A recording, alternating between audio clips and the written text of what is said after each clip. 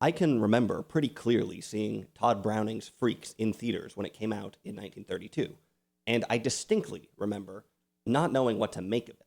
Same thing here with The Unknown, an earlier Todd Browning movie, slightly before my time, this one actually, still set in the circus, still zooming in on the fringes of society, and uncovering or exploiting stories with a little bit of social realism and a lot of Hollywood. Todd Browning was a circus performer before he was a filmmaker, in part because movies hadn't been invented yet. This guy was born in 1880. This is an old movie this week. There's something really interesting and subtle happening in both The Unknown and in Freaks. It's hard to wrap your head around it. I'll talk about it in a second, but first, we've got Lon Chaney and Joan Crawford in The Unknown. Lon Chaney, the man of 1,000 voices.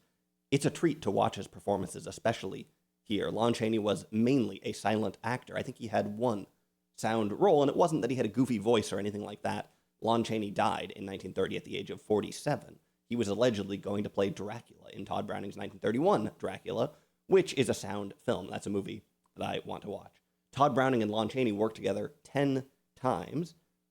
Lon Chaney also had a vaudeville background. Lon Chaney's silent roles, they epitomize acting in the silent era, really.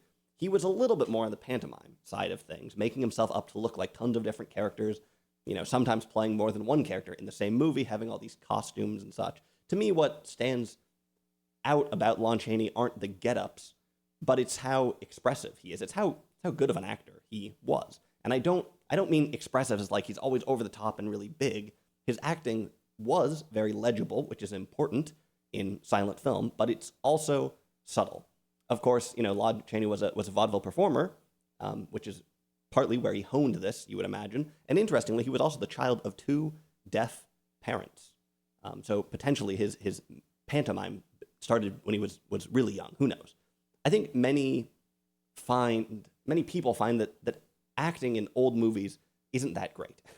The farther back you go, the worse the acting is for some reason. Sometimes that's true, but there's also just a lot of context for acting in different eras.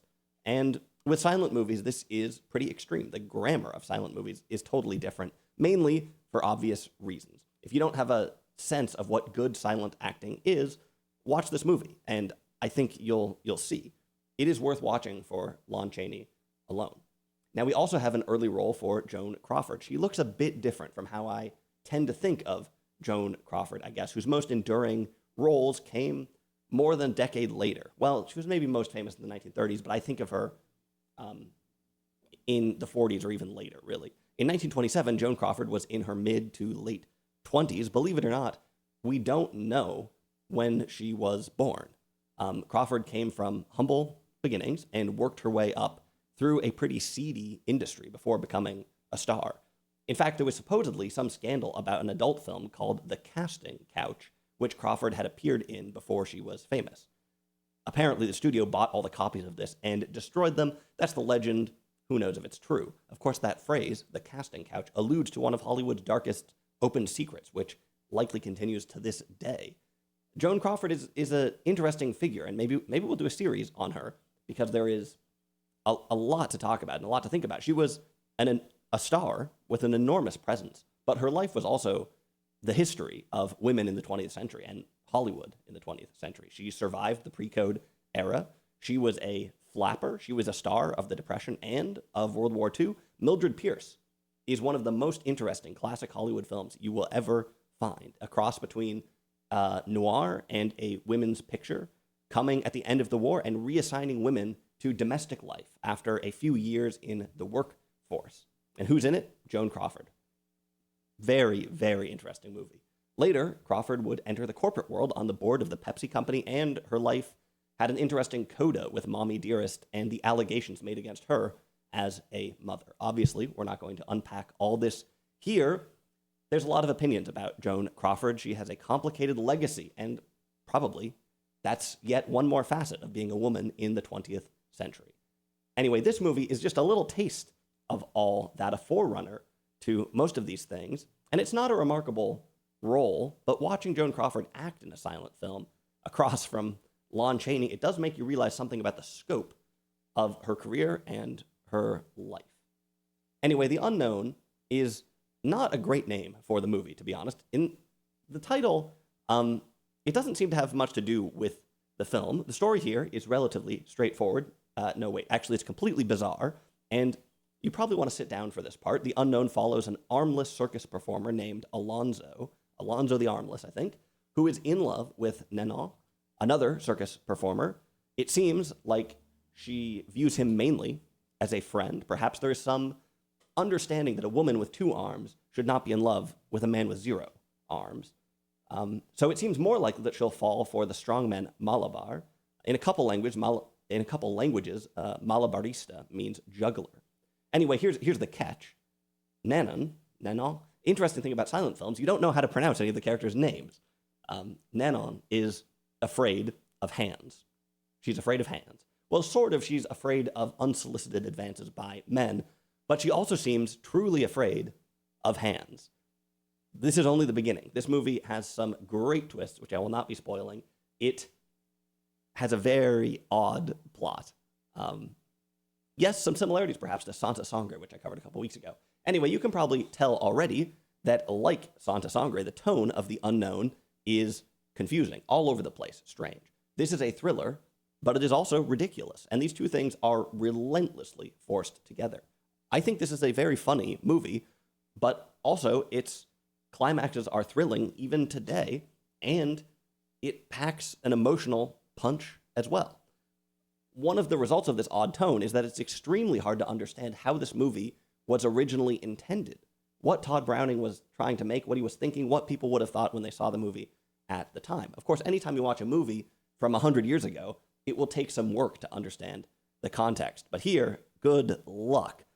Because every time you see something kind of ridiculous happening, which is almost constantly, you think to yourself, was that supposed to be silly? Was that supposed to be strange? Was that supposed to be twisted? What exactly is going on? Where is the line between a clunky old movie and something that was deliberately edgy, playful, meme-like? I don't know. I don't really know. Freaks has something similar going on, not with the humor so much as with the horror. That's a movie that prominently features disabled people, sideshow freaks, as the movie calls them. Their bodies are the epicenter of horror. They stalk the able-bodied. They threaten pure women. Audiences at the time would have probably found this frightening, and it's visceral even today. But now, you're more likely to be horrified by the way the film treats these disabled characters, and, of course, the disabled actors that were playing them. If you look closely at that movie, though, you'll see that the film itself does have something to say about these stigma, too. So, again, it's a really tricky movie to read, and it has only gotten trickier over time. Now, personally, I think this sort of ambiguity and complexity is kind of the point of these movies, and I like to think of Todd Browning as some sort of mastermind who created bewildering movies that will basically never be easy to wrap your head around. And this isn't just some stunt. There's meaning in these movies, too. Maybe some people assume that silent movies can't convey complex ideas, but The Unknown completely disproves that. First of all, the characters are complex. More complex than you would ever think when you first start watching the movie and see kind of the silent pantomime pictorialism going on. But, you know, things build up. Lon Chaney's specialty, I guess, was playing twisted or disfigured characters that are in some ways villainous, but that also capture the audience's sympathies. And probably nobody in history has done that better than him.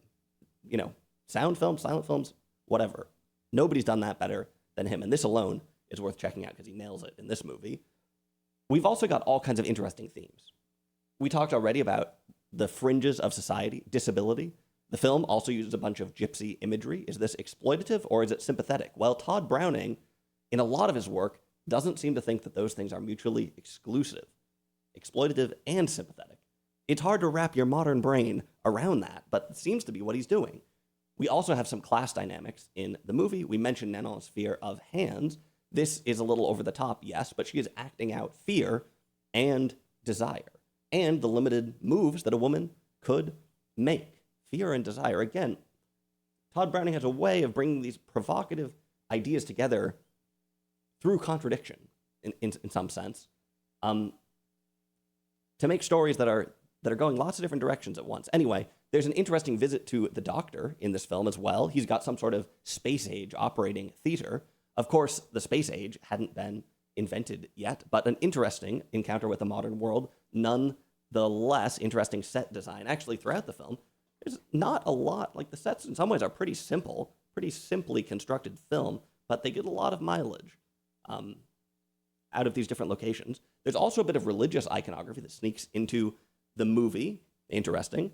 The location, I mentioned, like the sets, geographically it's sort of interesting too. I mean, where does the movie take place? I'm not actually sure exactly, and that's kind of interesting how portable the story is, how much it's almost like a legend. It starts out by sort of self-identifying itself as an old story, an old circus legend, or whatever, and then, yeah, the way that they kind of disconnect this from nation or place in a way is interesting. The movie is also leaning on Hollywood and vaudeville forms. Movies that are over the top are usually sort of self-referential, and that seems to be the case here, too, where Todd Browning sort of epitomizes the silent thriller, but also subverts it. Of course, there's a lot to think about in this movie as a silent film as well, and some of these things you would find in other silent movies, too, but just understanding the pantomime, the pictorialism, how these movies were put together. There is also some interesting historical stuff you can pick up in the film. For instance, Malabar, the strongman, doesn't really look that strong by today's standards. In 1927, bodybuilding, as we know it, didn't really exist, I think. In towns, they didn't have gyms. Maybe they had a YMCA. The image of a strong person was different. Anyway, I could go on about all these things, but I don't really have time. If nothing I've said has piqued your interest, then keep this in mind. The Unknown isn't very long, and it's right here on YouTube, although I watched the Criterion version, which is a little bit longer. The movie is fairly gripping, not with these, though, and it's worth checking out, even if you're not a big fan of silent film. It is an interesting one that can kind of enthrall audiences today as a cult film, I guess, although it's hard to get to the bottom of what this movie really is, and I suspect it's a lot more than something to just watch at midnight. Anyway, I've got something great up my sleeve for next week, so I'll see you then.